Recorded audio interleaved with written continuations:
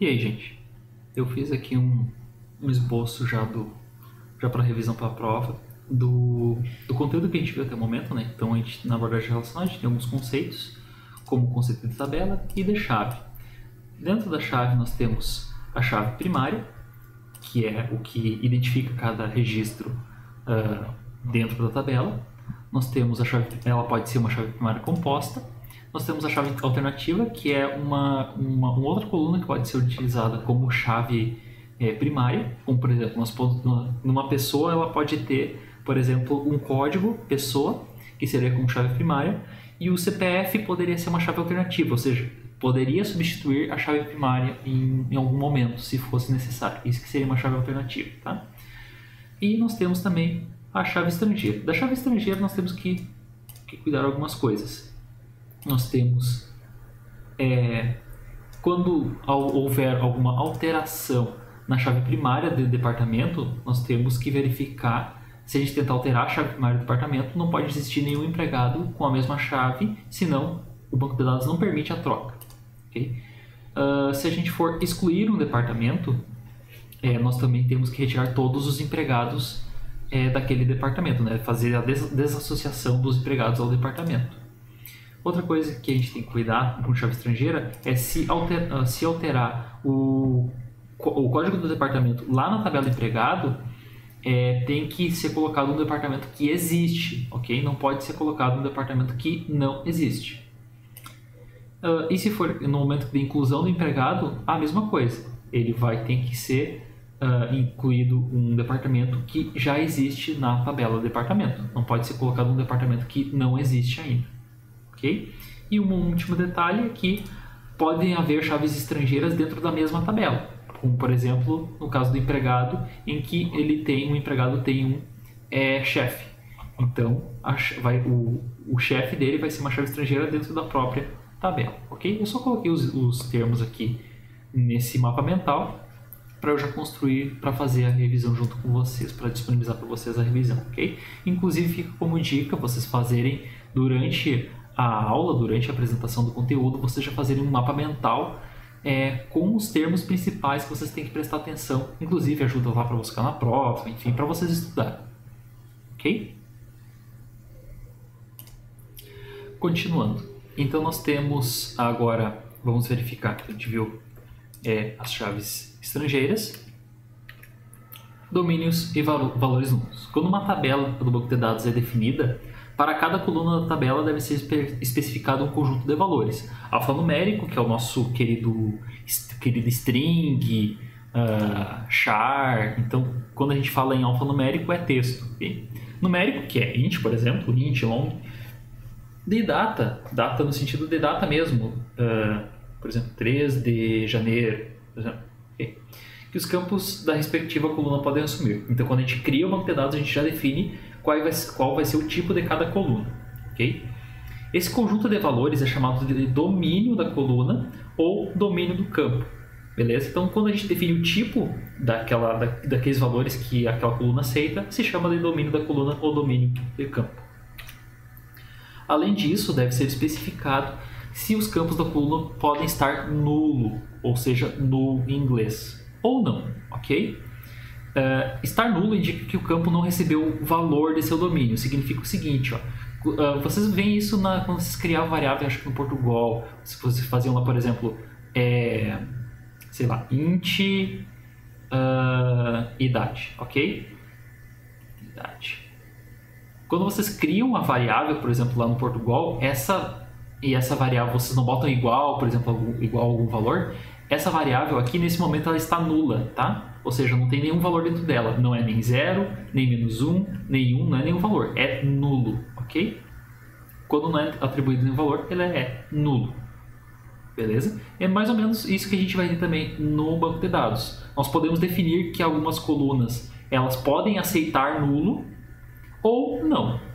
Ok? Então, isso é uma opção nossa quando a gente estiver criando o banco de dados. Então, estar nulo indica que o campo não recebeu o valor do seu domínio. Beleza? Na figura a seguir, o campo categoria funcional da linha correspondente ao empregado de código E1 está nulo. Então aqui, por exemplo, essa categoria funcional aqui deste empregado, por enquanto está nulo. ok? Então não recebeu nenhum valor. Não é nem C1, nem C2, nem C nada. É nulo, ok? Não recebeu nenhum valor. O mesmo vale aqui para o código do empregado do gerente aqui, beleza? Então este campo aqui, esse valor deste empregado está nulo. Isso indica que o empregado E1 não possui categoria funcional ou que ainda não foi informada. Então daqui a pouco o pessoal cadastrou esse empregado, mas ainda não definiu qual vai ser a função dele dentro da empresa. Então isso pode ser definido posteriormente. Então, nesse caso, essa coluna, esse valor, vai ficar nulo, nem que seja por algum período de tempo, mas ficará nulo, ok? Mesmo vale para cá também. Daqui a pouco o Souza aqui, ele é o chefe de todo mundo. Bom, se ele é o chefe de todo mundo, ele não é gerente de ninguém, ele não é gerenciado por ninguém, entendeu? Então, ele não vai ter o código do gerente dele, porque afinal ele é o gerente máximo, tá? Esse é um exemplo. Então, logo ele não tem gerente, o campo aqui vai ficar nulo. Beleza? Então, na figura anterior aparece um outro exemplo de campo nulo. No caso, o campo código empregado gerente nulo indica que o empregado não possui superior hierárquico. Ok? Então, ele provavelmente já é o mais superior da hierarquia de empregados. As colunas nas quais não são admitidos valores nulos são chamadas colunas obrigatórias.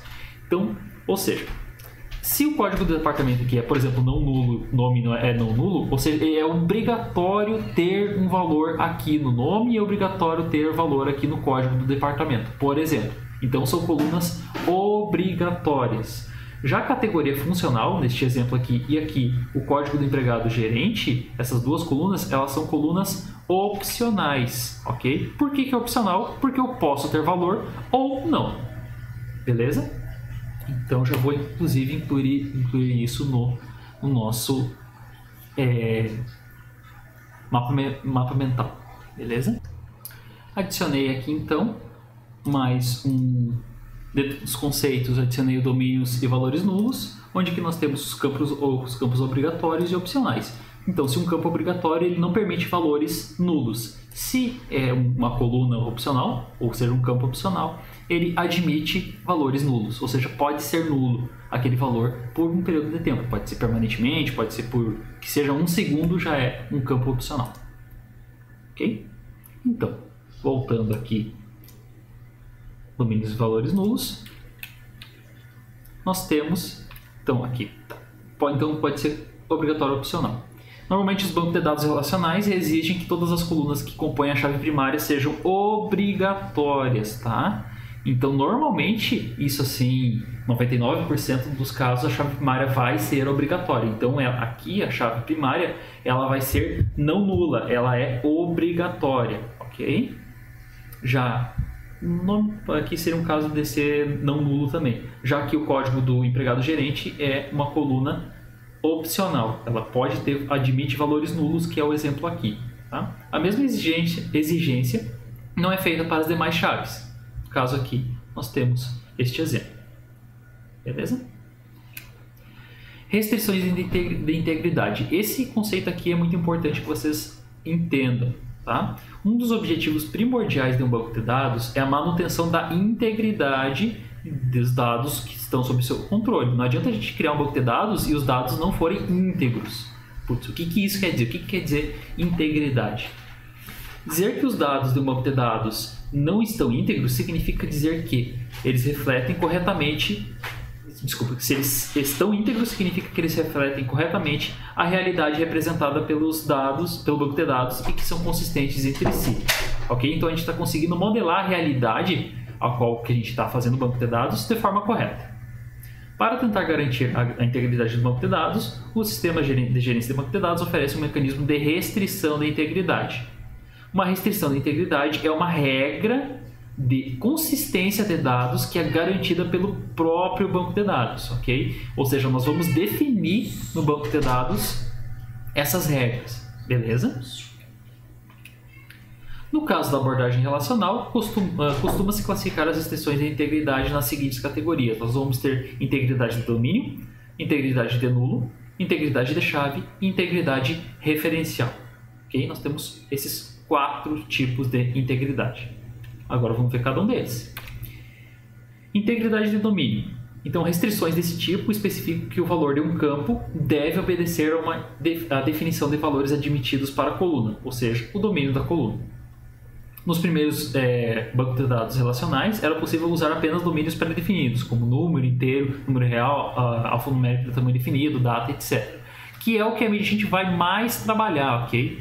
Em bancos de dados mais recentes, dá para a gente próprio definir esses domínios, ok? É bem interessante essa funcionalidade, mas não vai ter como a gente trabalhar em tempo hábil na disciplina, ok? Isso fica para vocês que estão fazendo uma graduação, vocês aprenderem isso aqui. Mas a gente vai trabalhar basicamente nessa integridade de domínio. Basicamente o que quer dizer é o seguinte: num campo, por exemplo, eu tenho um campo chamado data de nascimento, ok? E os valores que são admitidos aqui nessa... Pensando que a gente tem uma tabela para cá, os valores que a gente vai colocar aqui de data de nascimento vão ser do tipo data, correto? Pois então, a integridade de domínio reza o seguinte, define o seguinte: aqui só existirão valores de data. Por exemplo, 3 do 11, sei lá, 4 do 12, de não sei o que, e assim por diante. É isso que é integridade de domínio, porque vocês podem associar o domínio como sendo tipo, que eu acho que vai facilitar, talvez, tá? Então, é o tipo do dado que é colocado aqui. Não vai ser possível, por exemplo, colocar um nome aqui. Vou colocar meu nome. Se eu puder colocar um nome onde que é uma data, nós temos uma quebra da integridade, ou seja, os nossos dados não estão mais íntegros. Não há mais uma integridade dos dados. Ou seja, eu estou colocando valores onde não é possível. A mesma coisa que eu tentar colocar numa variável lá do tipo inteiro, é um texto. Entenderam? Ou seja, a gente está quebrando a integridade. Beleza? Integridade de domínio é isso. Beleza? Nós temos a integridade de nulo. Nesse caso, através do tipo de restrição da integridade, é especificado se os campos de uma coluna podem ou não ser nulos. Se a coluna é obrigatória ou opcional, que é basicamente isso. Se admite valor nulo, ela é uma coluna opcional. Afinal, eu posso deixar o campo nulo e ele não vai receber nenhum valor, logo ele é opcional. Mas se eu definir uma coluna como sendo obrigatória, ela sempre tem que ter um valor. Não importa qual valor que seja necessariamente, mas ela tem que ter um valor diferente de nulo. Como foi mencionado, campos que compõem a chave primária devem sempre ser diferentes de nulo. Então, eles são colunas obrigatórias, ok? Não é possível ter uma chave primária, ou melhor, 99,9% dos casos, não é interessante que exista uma chave primária que admita valores nulos. Beleza? Então, integridade de domínio, integridade de nulo. Agora, integridade de chave. Trata-se da restrição que define que os valores da chave primária e alternativa devem ser únicos. Tá? Então, isso vale também, inclusive, para a chave alternativa. A chave primária deve não conter valores iguais. Okay? Então, lá, se eu tiver o número 1 como um valor de uma linha qualquer, não vai existir nenhum outro valor 1 em qualquer outro lugar daquela tabela, como valor da chave primária. Ok? Então, isso é uma integridade de chave, ou seja, a garantia de que não haverá outro valor igual de chave. Beleza? Olha o meu documento, só um pouquinho. Então, a integridade de chave trata-se da restrição que define que os valores da chave primária e alternativa devem ser únicos. Ok? Então, esses valores precisam ser únicos, não podem haver outro igual. Integridade diferencial, o último caso, é a restrição que define que os valores dos campos que aparecem em uma chave estrangeira devem aparecer na chave primária da tabela referenciada, que é o que eu comentei daquelas restrições de chave estrangeira, tá? Que é então, a integridade referencial, ela pode se dividir naqueles 4 tipos de restrições que eu comentei anteriormente.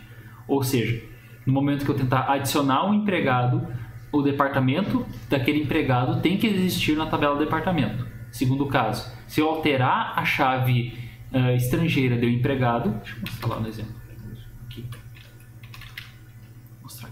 empregado. Então, se eu quiser adicionar um empregado novo aqui, a chave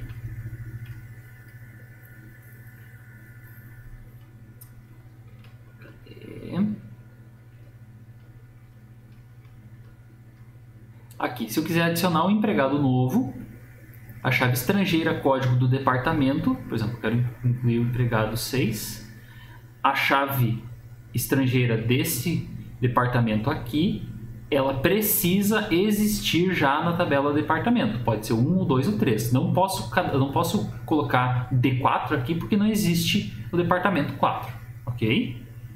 A mesma coisa vale para alteração. Se eu tentar alterar aqui o departamento D1 no empregado 1, eu só posso alterar para algum departamento que já exista, ok? Outro caso, se eu tentar alterar a chave aqui primária de compras de D1 para qualquer outro valor, eu tenho que garantir que não exista nenhum empregado com a chave D1 aqui, beleza? O mesmo vale para se eu tentar excluir. Se eu tentar excluir aqui esse departamento, eu tenho que garantir que não exista nenhum empregado com esse departamento D1. Ok? Então isso são os 4 exemplos que eu estou vendo da restrição de integridade referencial. Ok?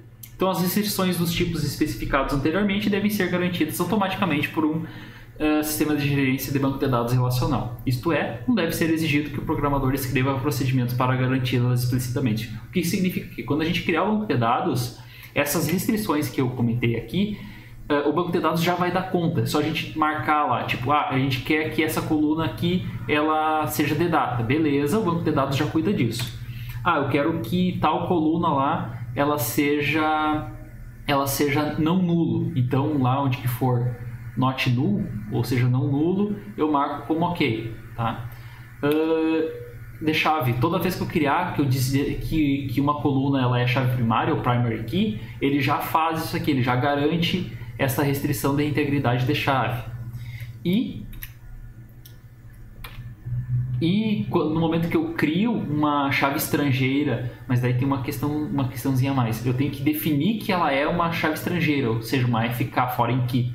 Se eu defino que ela é uma chave estrangeira, então ele já faz essa verificação da integridade referencial, ok? Mas daí tem uma diferença entre simplesmente criar uma coluna que tu acha que é uma chave estrangeira e realmente torná-la ela uma chave estrangeira. Quando tu torna ela uma chave estrangeira, essa integridade referencial ela é automaticamente inserida. Então há outras exceções de integridade que não se encaixam nas categorias acima e que normalmente não são garantidas pelo banco de dados. Essas restrições são chamadas de restrições semânticas. Então, como eu tinha comentado em outras aulas, nem tudo é possível traduzir do mundo real para o banco de dados. Algumas restrições ele não consegue abarcar. Por exemplo, um empregado do departamento denominado finanças não pode ter a categoria funcional de engenheiro. Então, esse tipo de restrição aqui a gente não consegue fazer somente com o banco de dados. Se a gente quisesse fazer para garantir, se a gente quisesse garantir essa restrição aqui, que dentro do departamento de finanças não vai ter ninguém engenheiro, isso a gente teria que fazer via nosso software. Então, a gente, quando estivesse criando o banco de dados, nós vamos criar um software também, né, para usar esse banco de dados, e essa restrição teria que ser garantida pelo nosso software. Outro exemplo é o seguinte: um empregado não pode ter um salário maior do que seu superior imediato, por exemplo. Essa restrição aqui, o banco de dados ele não consegue garantir. Então isso também, se a gente quisesse garantir, isso aqui a gente teria que fazer via software, não via banco de dados. Ok? Então, modelo de banco de dados relacional. Antes disso, eu vou só mostrar ali no banco de dados, aqui no modelo, no mapa mental, que eu adicionei aqui. Então, de restrições de integridade, tem integridade de domínio, integridade de nulo, integridade de chave, integridade referencial, que essa integridade referencial se relaciona com essas 4 aqui da chave estrangeira. Ok? Muito bem. Modelo de banco de dados relacional. Então, a especificação de um banco de dados relacional, ou seja, um modelo de banco de dados, relacional deve conter no mínimo a definição dos seguintes itens. Nós temos que ter, para a gente poder fazer um banco de dados relacional, ou seja, nós tínhamos um banco de dados, entidade, banco de dados, ou modelo, entidade e relacionamento, ok? Os modelos ER, que a gente tinha visto até a prova anterior. Então, agora nós vamos ter um modelo de banco de dados relacional, ok? No modelo de banco de dados relacional, nós precisamos ter as tabelas que formam esse banco de dados, as colunas que as tabelas possuem e as restrições de integridade, ok? Nós só temos esses 3 itens: tabelas, colunas e restrições, beleza? Então, o modelo de banco de dados pode ter diferentes representações. Na prática, para apresentar esquemas relacionais, são usadas várias notações. A seguir, discutimos 2 alternativas de notação para esquemas de banco de dados relacional. Uma é textual e a outra é diagramática. A gente vai focar mais no textual por enquanto. Na prática, na linguagem padrão de manipulação de banco de dados relacional SQL, que é o que a gente vai trabalhar semestre que vem, semestre que vem até parece que é longe, existe um grande conjunto de comandos para a manutenção do esquema de banco de dados. Essa linguagem inclui comandos para, entre outras coisas, criar uma nova tabela, excluir uma tabela existente, alterar a estrutura de uma tabela, ok?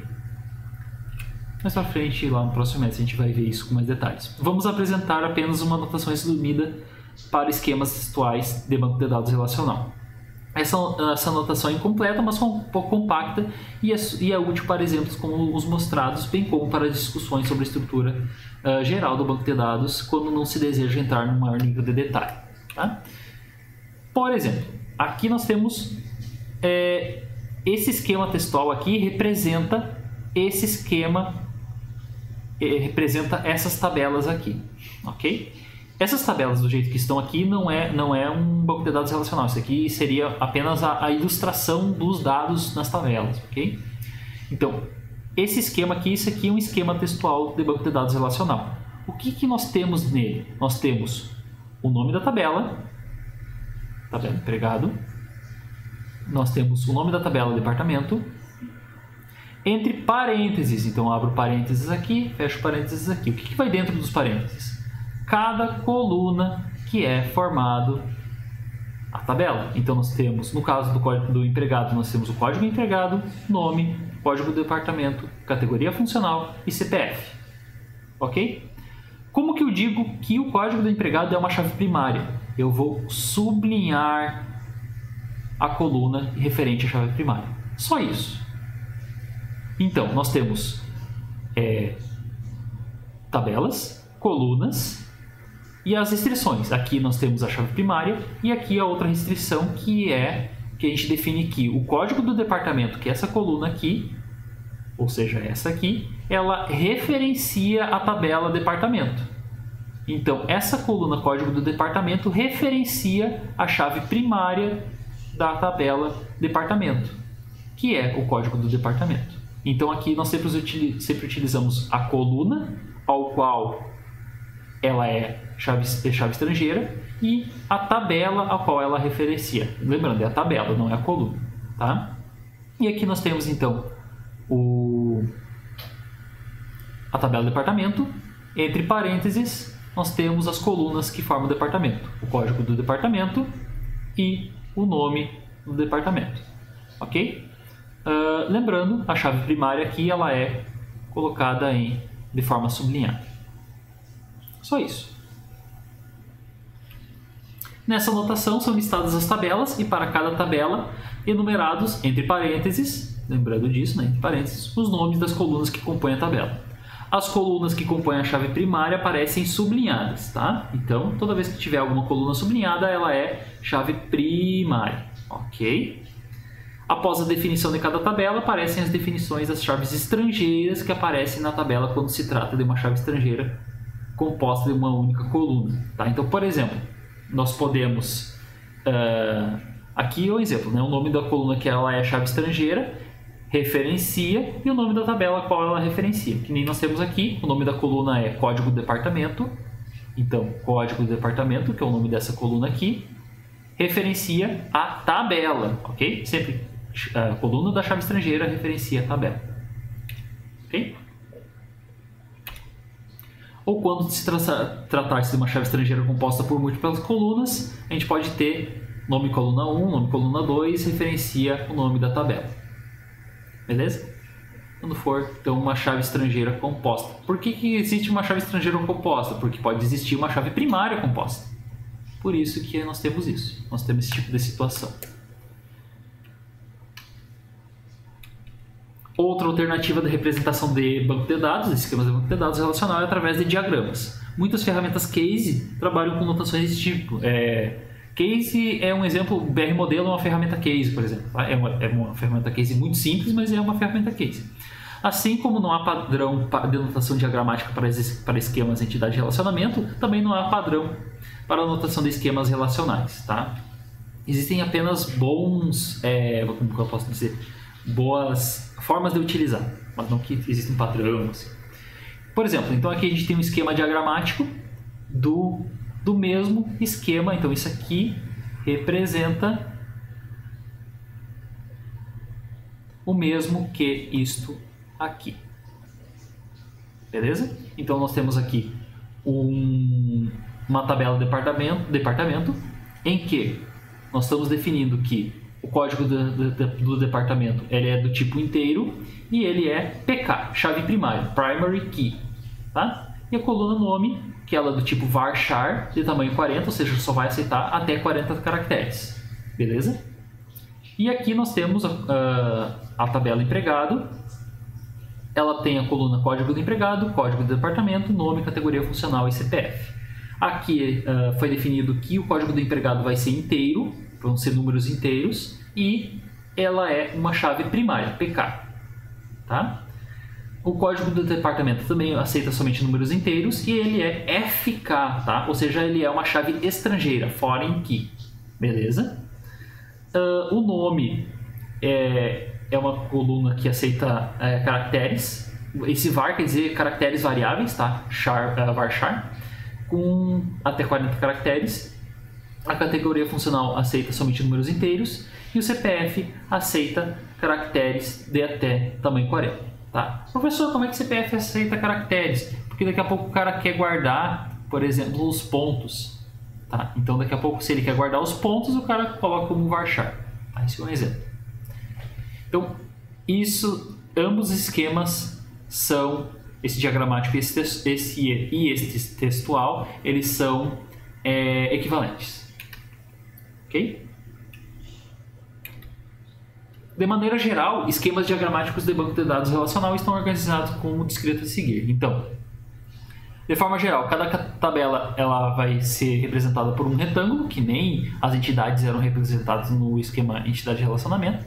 As colunas que compõem a tabela são listadas dentro do retângulo, com o representativo da tabela. Então, aqui, antes lá no ER, a gente fazia as bolinhas, né, fora. Aqui no relacional, as colunas são representadas por linhas dentro da própria tabela. Muitas vezes, notações adicionais indicam o domínio de cada coluna, tá? Ou seja, indicam, por exemplo, aqui nós temos a indicação de que esse aqui é inteiro, de que esse aqui também é inteiro, que esse aqui é varchar, esses aqui são o domínio de cada coluna, tá? No exemplo, os domínios são definidos por anotações integer, tá aqui varchar 40 e tudo mais. Também a indicação das colunas que compõem a chave primária podem aparecer no diagrama. Então, nesse caso aqui apareceu, ó, essa coluna aqui de código do departamento é PK, é uma chave primária. E essa daqui, código do departamento, é uma FK, uma chave estrangeira. No exemplo, as colunas que compõem a chave primária são indicadas pela PK, né, primary key, ou chave primária. As setas representam as chaves estrangeiras. Então, nós temos isso aqui também. Essa seta significa que nós vamos pegar a chave primária aqui do departamento e colocar aqui no código do departamento como sendo uma chave estrangeira. Basicamente é isso que significa. No exemplo, a seta leva da tabela que contém a chave estrangeira para a seta que contém a chave primária. Há notações nas quais a seta tem sentido inverso, tá? Então, depende do banco de dados que vocês forem manipular, o software que vocês forem manipular.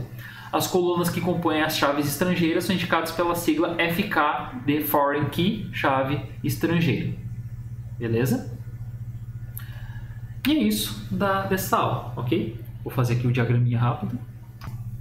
Então, aqui eu fiz o mapa mental Então, da abordagem relacional, nós temos os modelos de banco de dados relacional.